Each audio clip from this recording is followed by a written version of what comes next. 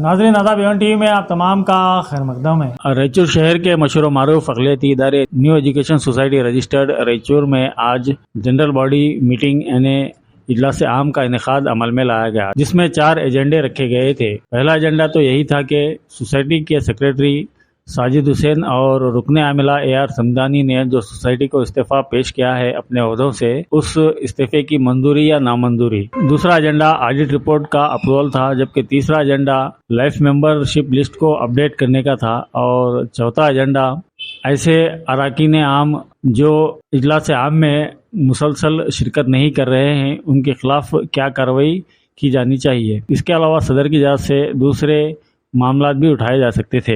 जैसा कि NES के इजलास आम में हुआ करता है, अक्सर बहस व मुबाहसा, तकरार वगैरह यही सब कुछ इस इजलास आम में भी देखने को मिला। इजलास आम में क्या क्या बातें चली, इसकी मुकम्मल तफसीलात आप वीडियोस में देख सकते हैं। शहनशीन पर new education society registered Raichur के सदर मोहम्मद अली सैफुद्दीन, नायब सदर Mohammed Hasan Mohsin, secretary Sajid Hussain, joint secretary Ashfaq Ahmed, treasurer Mohammed Feroz Hamraj के अलावा अरकान आमिला मोहम्मद इरशाद, मोहम्मद इलियास, अदनान कुरैशी, जी अब्दुल कलीम, AR समदानी, सैयद जिलानी भी मौजूद थे।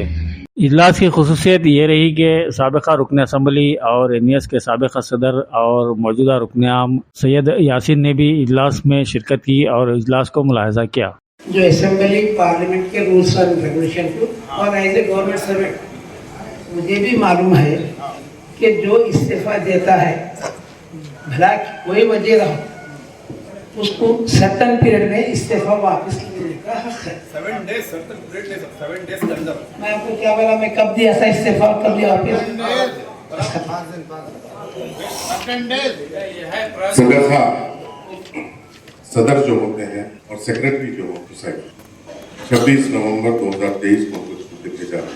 चीफ ऑपरेटिंग ऑफिसर और चीफ एग्जीक्यूटिव ऑफिसर अगर ये रिजाइन कर रहे हैं, वापस लेना नहीं लेना, अप्रूव करना नहीं करना, ये अलग बात। ये ऐसी क्या मजबूरी आ गई कि आप लोगों को रिजाइन करना? ये जनरल बॉडी जानना चाहती है, ये जनरल बॉडी का हक है। मामूली लोग नहीं है, कोई मेंबर, सिर्फ मेंबर नहीं है या ज्वाइंट सेक्रेटरी नहीं है या वाइस प्रेसिडेंट नहीं है, सीधा सीधा प्रेसिडेंट और सेक्रेटरी जो 2 जरूरी post, chief operating officer, chief executive officer, general body जानना चाहती है 2 साल में ऐसा क्या हुआ कि आप लोगों को इस्तीफा देने का मजबूर होना पड़ा? नहीं कर सकता, बुजुर्ग है हमारे, नहीं जो कानून की बात है वही बोल रहा हूँ मैं। गलत बात नहीं बोल सकता बोला मैं, आप इसमें मंतिक मत कीजिए प्लीज। मैं मंतिक नहीं करूँ, मैं देखिए साहब, हमारा मेयाद खत्म हो चुका है, चाहे तो आप इलेक्शन कराइए या फिर कोई एक कमेटी बनाइए या कुछ करिए, आपके ऊपर रखा है। लिहाजा मैं आपको लोगों का शुक्रगुजार हूँ, आप लोगों ने मुझे इतना बोलने का मौका दिया।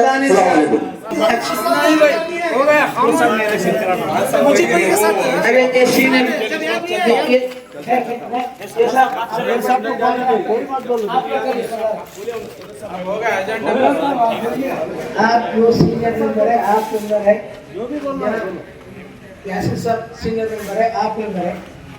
मैं सिर्फ इतना रिक्वेस्ट कर रहा हूँ, कोई जबरदस्ती नहीं है। हम मेंबर आने हैं तो वापस जाते हुए जिनके नहीं हम मेंबर आने हैं तो हम वापस जाते हैं। नहीं सबको बोले भाई, सबको बोले, ऐसा नहीं है। सब मेंबर है, आप मेंबर है, खाली बोले कैसा? नहीं सीनियर मेंबर बोल रहा है, सीनियर मेंबर सब ऐसा हाथ दिखाए, नाम नहीं ले सके, सीनियर मेंबर्स बोले, सीनियर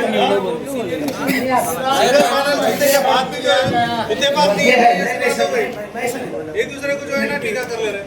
सुनिए, वो गलती मान रहे साहब, वो गलती मान रहे इंसान है, गलती मान रहे लेते दूसरे एजेंडे पे बात करेंगे, इसी पे वक्त जाया करते, कोई फायदा नहीं। सदर से मुखातिब हो जाता नहीं साहब, सदर साहब कमेटी की तरफ से सिर्फ आप जवाब देंगे। तकाजा है, आदमियों को भी दूसरा काम है, जो एजेंडा है उस पर बात करके काम खत्म करेंगे। एजेंडे में बदलाव ये ला अभी पानी दो, ये ला के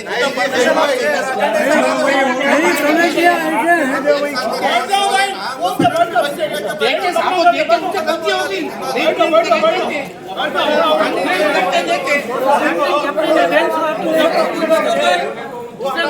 सदर साहब, सदर साहब, आप एक ही बात करिए, क्या है यहाँ पर हम पैसा 2000 से कलेक्ट करें, एक डोनेशन जो वापस नहीं करेंगे, एक लोन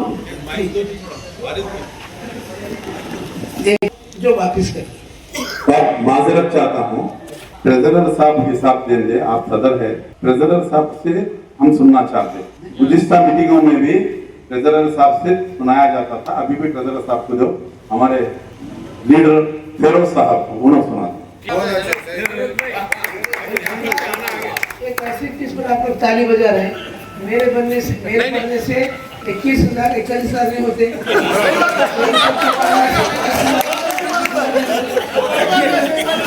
नहीं, आपका वजन कम कर रहे हैं सदर साहब, आपका वजन कम कर रहे हैं, बोलने दीजिए। खजांची है, उनको बोलने दीजिए, आप अपना वजन घर पे नहीं कर। किसका औदा उन्होंने बोले।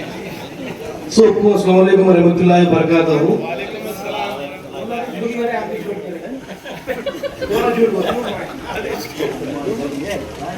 आज जो बैलेंस शीट बताना था 2023 और 24 का है, जिसमें ओपनिंग बैलेंस 22,413 रुपीज पॉइंट 30 पैसा, बैंक बैलेंस 32,560 पैसा, कुल मिलाकर सर 54,000 हो गया।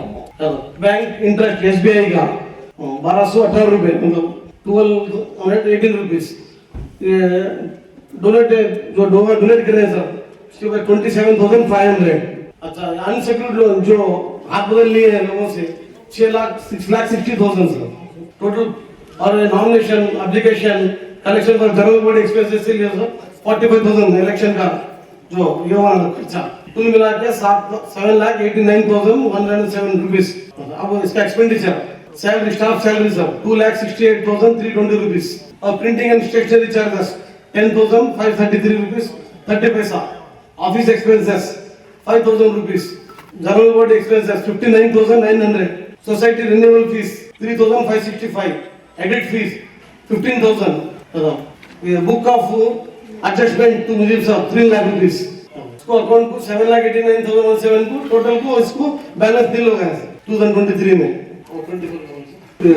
2024 का सर ओपनिंग बैलेंस दिल SBI स्टेशन ब्रांच का sir amount 1,26,788, bank of Indus SBI का 1,746, bank of receipt of FD 2,55,000, donation of receipt 99,900, rent उसका वहाँ पे क्लोजिंग आप 0 करके बताए थे। हाँ सर। ओपनिंग कितना बता रहे हैं आप? 1 लाख। नील जो बता रहे हैं सर, नील बता रहे हैं स्टेशन ब्रांच का है 1,20,000, इसके बारे में बोलो सर थोड़ा। कहाँ से आए हो?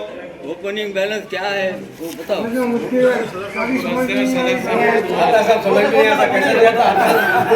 नहीं साहब, आप काफी एक अगर भेजिए, आप बोलते हैं हम देख सकते, आप खाली तो क्या हो बताइए, हम क्या हैं, सब बैठे हुए पागल हैं। नहीं साहब जरा सब्र करिए आप लोग। एक आदमी बोल रहे तो हर आदमी अपने दिमाग से बोले तो काम नहीं चलता। एक आदमी जुम्मेदार बोल रहा है, उसके बाद में आप देख के बोलिए। आप सारे दीवाने बैठे हुए हैं। अकाउंट से कापी सही काम नहीं होता है। वो मीटिंग नोटिस के साथ दे देना था। आप काफी दे रहा, हम देखेंगे, अच्छी बात है। आप पढ़ने के बाद समझ में आएगी या हम अनपढ़ हो या पढ़े हो, दो नहीं, हम अनपढ़ हैं। मीटिंग नोटिस के साथ ही देना। आप बड़े लोग हैं, आप सेक्रेटरी साहब ये आपके लिए कैसा है? नहीं ऐसा नहीं, आप काफी लीजिए। जब आप हमारे बुलाए हैं, हम आपको इज्जत दे, आप हमारे वरना कोई मान नहीं जाएगा। और एजेंडा में भी रखे हैं आप, तो देना चाहिए साहब एक काफी आप आ जाना चाहिए मेंबर को। आप हम पढ़ स्टडी करके आता हम सुन रहे। एजेंडे में रखे आप, मगर कापी नहीं दिए ना हमको। एजेंडे में रखे क्या नहीं, दे देते। फायदा नहीं है। अभी आप इशू कर देते सब। नहीं साहब ये गलत है, गलत। आपको मैं काफी देने के बाद ही ये उसमें दादो सिद्दत के बारे में डिटेल जानना चाहते हैं हम। वो आपके पास पैसा कहाँ से आया और क्या क्या खर्च क्या कहे आप सब होना था। आप आने लोगों को भेजिए आप। एक मिनट, ये ऑडिट रिपोर्ट पेंडिंग रखी जाती है। सुनिए, वापसी आने तक इस एजेंडे को ऑडिट रिपोर्ट के एजेंडे को पेंडिंग रखिए। कमेटी खाली है उनके टीम का भेजिए हम। अब म्याद भी नहीं है, हमारा भेजना कोई माने ना रखता अब है। म्याद भी नहीं है, इसकी बात नहीं है। अब हमारे कमेटी की देखिए साहब, जनरल बॉडी मीटिंग जब डिसाइड करेगी म्याद खत्म हो रही है, आपके बोलने से फिर हो गया। अब कैसा है करेंगे उसको दादो सिद्दत के बारे में डिटेल्स। रात तक बैठिए।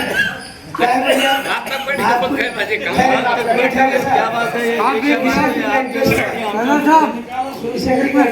साहब एक गिलास अगर आपको इंटरेस्ट है, आपका जमीन आपको मजबूर करेगा, आप बैठे रहिए। ये देखिए आप एक गिलास पानी का इंतजाम नहीं करवा सकते तो हम हो जाइए एक गिलास पानी। इसी बात चल रहा है। अगर ये बात सामने वाजे हो जाए, अली सैफुद्दीन साहब का इस्तीफा अराकीन आमला के सामने क्यों नहीं आया?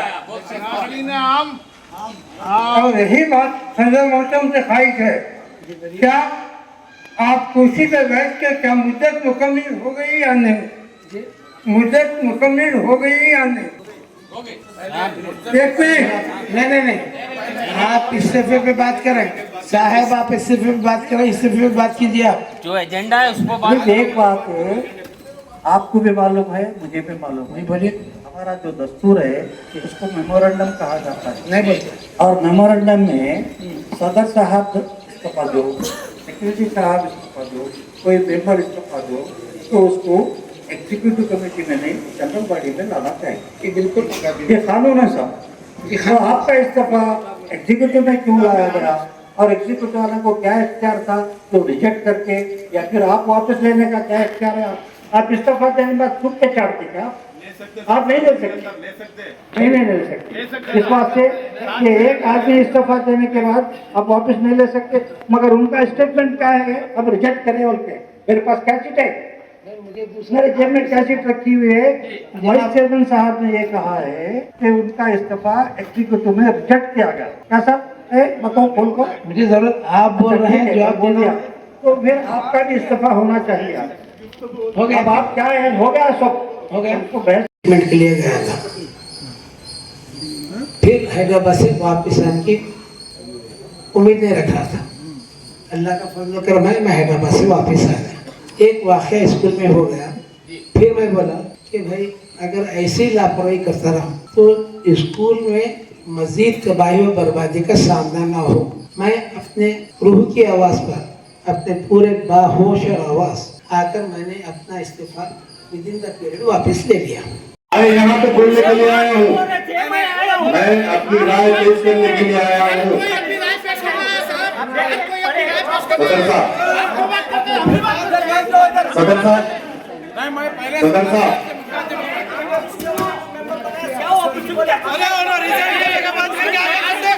सदर साहब, सेक्रेटरी कौन है? सेक्रेटरी कौन है? आपको मालूम नहीं है? कानून अभी पढ़ के सुना है, आपको मालूम नहीं है? सेक्रेटरी जब तक हम अप्रूव नहीं करते तब तक जनरल बॉडी का के लिए है। फिर आप अपनी मनमानी करते। आप लोग क्या कर रहे हैं? दोनों हजरत क्या पूरी बॉडी जो है ना बकौल सेक्रेटरी साहब के इस लायक नहीं है कि एक दिन से ज्यादा भी जो है ना एग्जीक्यूटिव बॉडी बन के बैठे। मनमानी करते हैं आप लोग। हिंदुस्तान का ये कमेटी का साहब आप अपने अल्फाज वापस ले लो, मनमानी कोई नहीं करे, सोसाइटी है ये, आप अपने अल्फाज वापस ले लो। ऐसे लेते हैं हम अपनी राय कैसे लेते हैं? मेरी राय दे रहा हूं। क्या हिसाब से देते हैं? आप कैसे बैठ के सुनो, बैठ के सुनो। हमारा भी हक है, हम भी बात कर सकते हैं। यहाँ पे एक सवाल किया गया, आप बंदी बर्बादी कर रहे हैं। आप किसी को सुनना नहीं चाहते। दिन भर के काफी नहीं है बोले। सेक्रेटरी साहब इतने दिन नहीं है, सवाल करिए उनसे।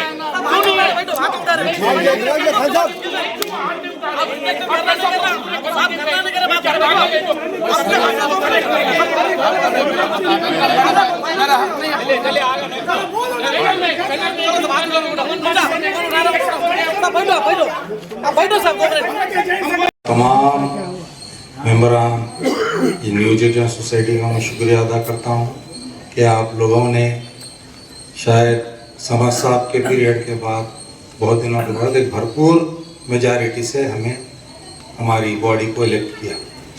ये बहुत ही खुशी की बात है कि हम लोग भी बहुत खुशी से काम कर रहे थे, मगर चंद लोग इस बॉडी में मुझे बोलना ज़रूरी है क्योंकि रिज़ाइन का मामला है, बहुत दिन हो चुके हैं। ऐसा नहीं है कि जो है मैं आने की भी वजह वही थी कि चंद मेंबर और तमाम लोग, मैं आना ही नहीं चाह रहा था कि भाई आप नहीं आएंगे तो आपका गलत माने मैसेज जाएगा, तो आपको जब इलेक्ट किया गया है तो आपका क्या है भूलिए आप।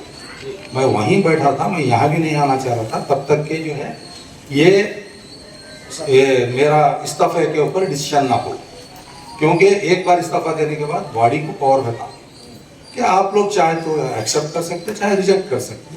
तो उस मकसद से जो है मैं वहाँ बैठा था, मेरा कोई दूसरा मकसद नहीं था। मगर अफसोस कि हमारे साथ चंद लोग वो जाहिलाना हरकत, रवैया ठीक नहीं, जैसा कि जो है हर आदमी आपको जो है प्रेसिडेंट और सेक्रेटरी बनना चाहता, ना सेक्रेटरी का मुकाम है ना प्रेसिडेंट का मुकाम है। शायद वो नहीं बोले, वो मुझे मालूम है कौन करे था और मैं जानता हूँ, मगर ये हमारे एक मुस्लिम इदारे में शायद ऐसा होना बहुत ही मायूब बात है, बहुत शर्मिंदगी की बात है।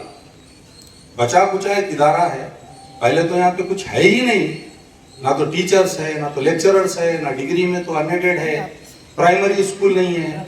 सर 2 मिनट आप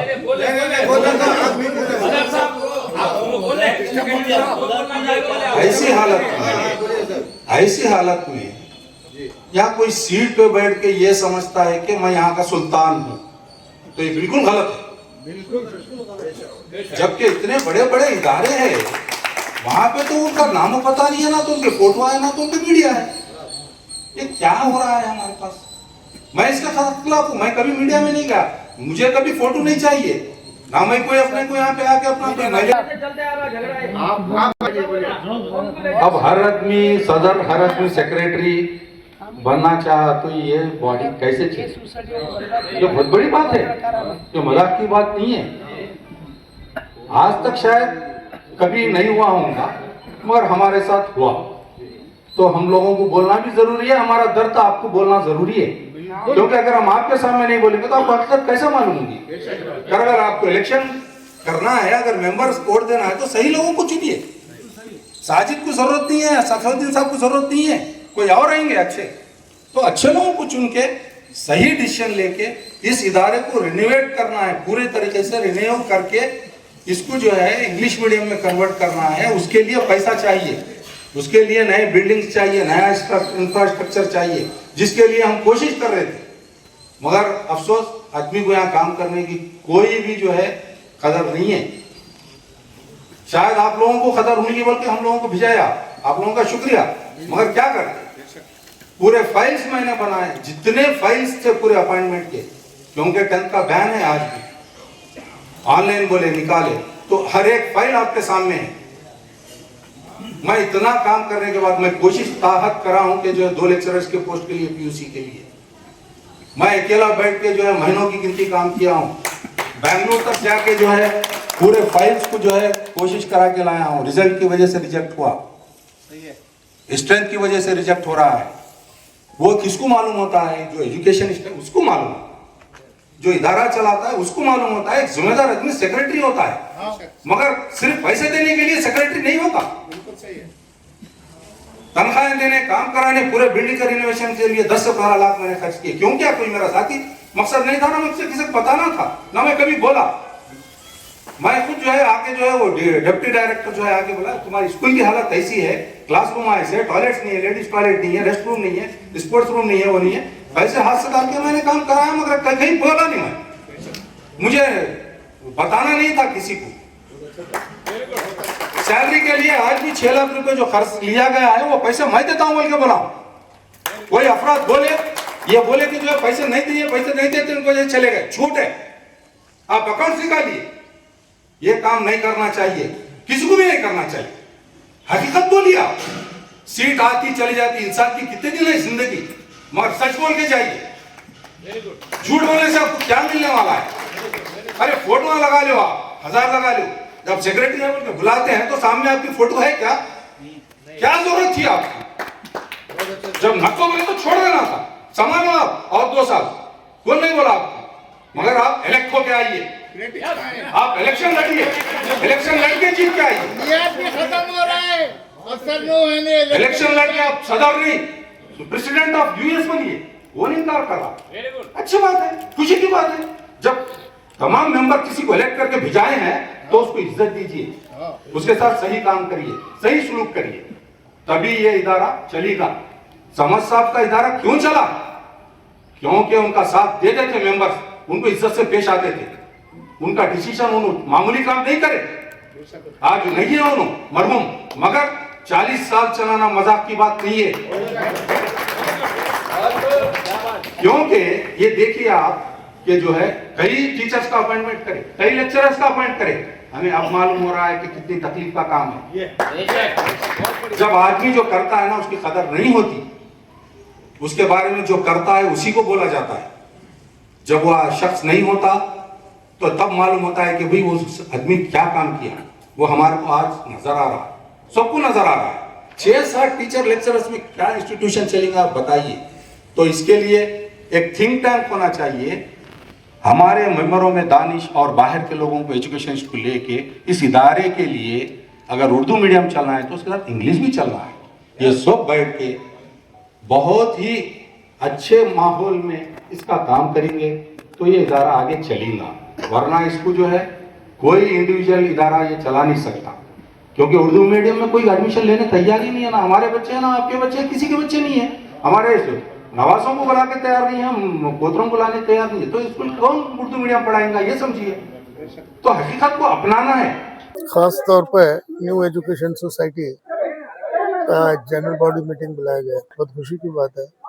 लेकिन सबको देखकर खुशी हुई, जो भी एग्जिस्टिंग कमेटी है इतने बुरे हालात में भी वो कुछ अच्छे काम करने की कोशिश कर रहे थे।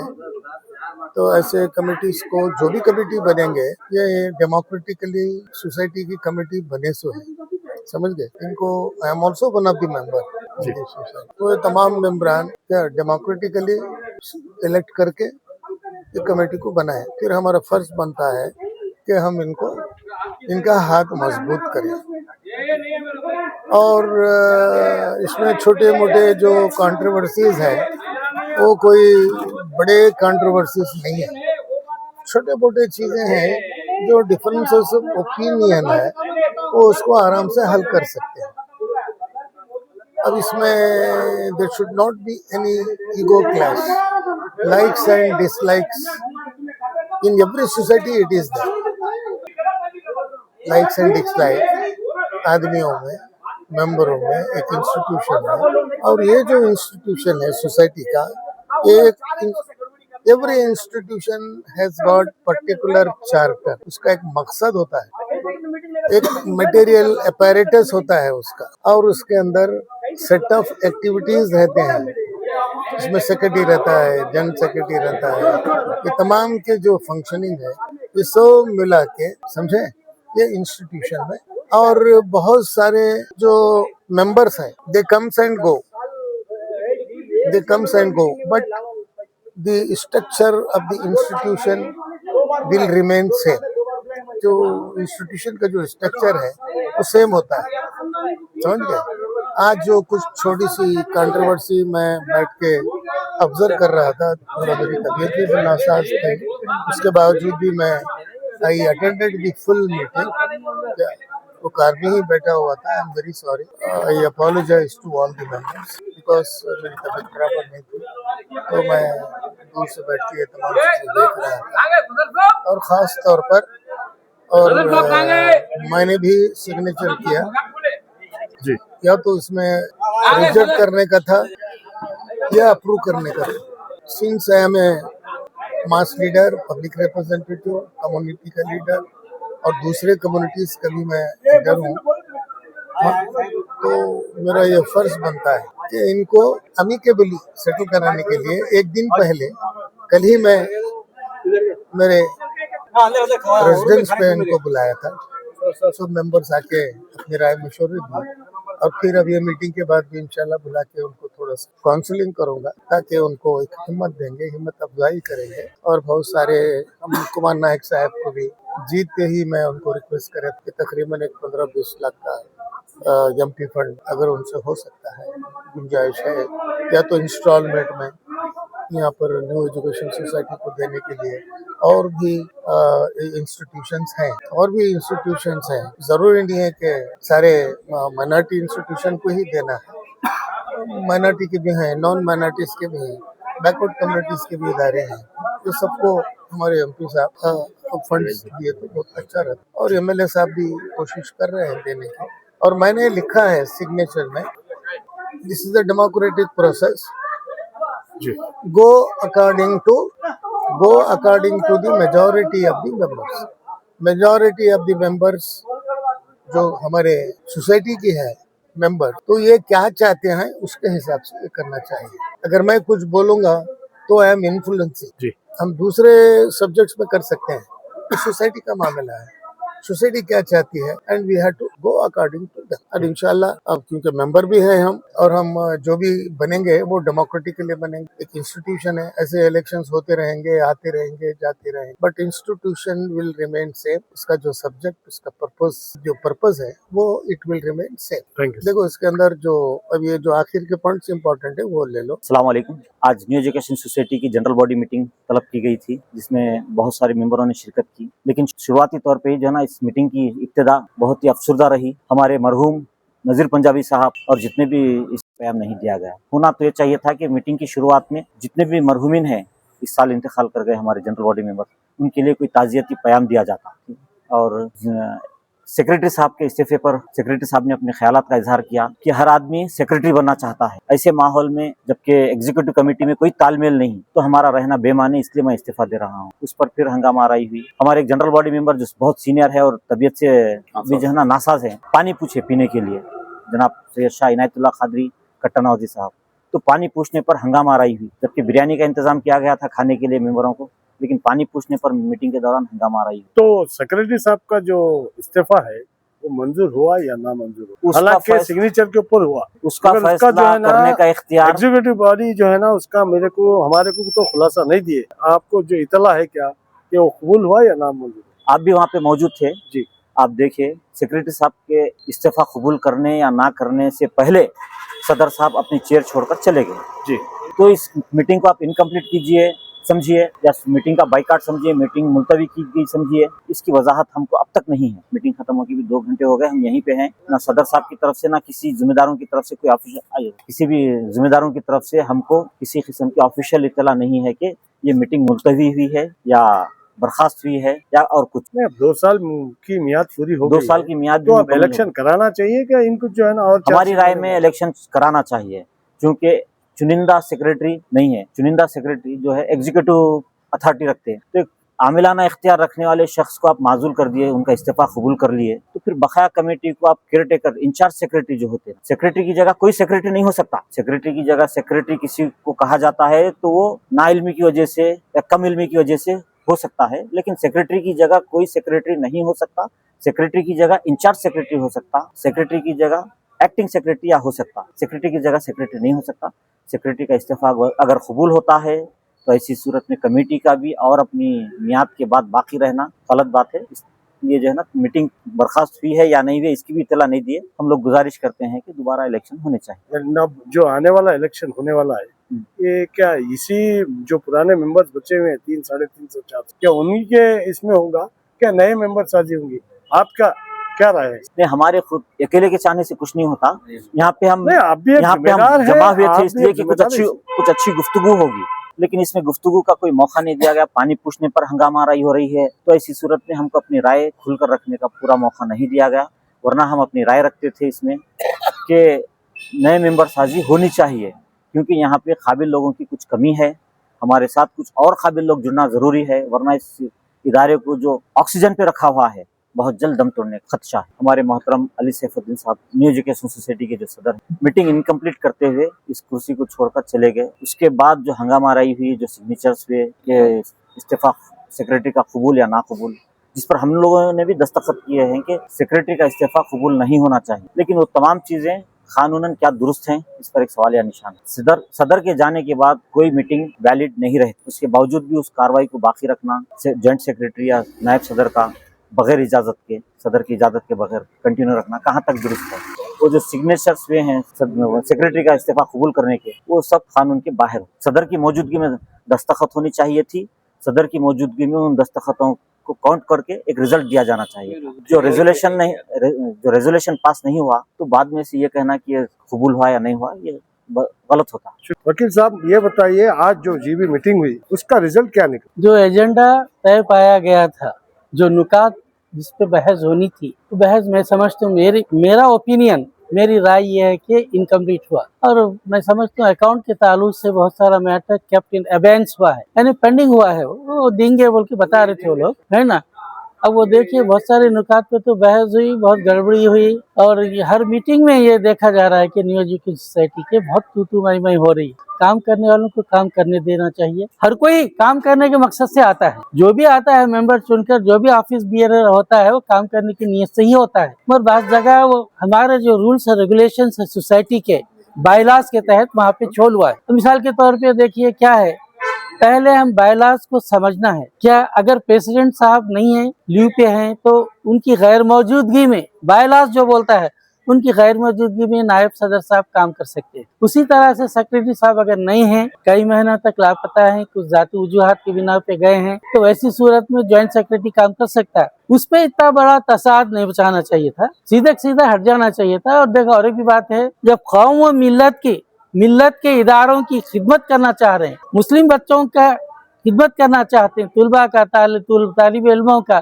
और तालीम को बढ़ाना है, तो हमको क्या करना, अपने पूरे मामलात, अपनी रंजिशें, अपनी नाइत्तेफाकियां, तमाम चीजें बाला तक रखकर काम करना चाहिए। नहीं, मैं ये पूछना चाह रहा हूँ वकील साहब के 2 साल की मियाद होने के बावजूद अब जो है ना, ये सेक्रेटरी के, सदर के, ये तमाम चीजें जो है ना आज जीबी में उठ के आ रही हैं, लिहाजा अब ये इलेक्शन कराना चाहिए कि और इनको वक्त देना चाहिए, उस बारे में आप बोलिए। इलेक्शन कराना चाहिए, तो उस मुद्दे पे आज जीबी में बात नहीं हुई, उस मुद्दे पे बात नहीं हुई। उसके साथ साथ क्या है, अगर जब तक इलेक्शन ना हो, यही कमेटी एडहॉक कमेटी के हिसाब से बात कर सकते, काम कर सकते। और एक सवाल पूछना चाह रहा हूँ वकील साहब कि ये जो 2 साल चले गए ये बॉडी के, इससे पहले के 1-2 साल चले गए, जो प्रिंसेस फातिमा के जितने भी इदारे हैं, चाहे वो बॉयज हाई स्कूल हो, चाहे सफिया हो, वुमेन्स मतलब पीयूसी हो, जितने भी इदारे हैं इससे जुड़कर, इसमें तालीमी मियार ज्यादा हुआ या कम हुआ? बंद हो गए। देखिए, और इसके जिम्मेदार कौन है?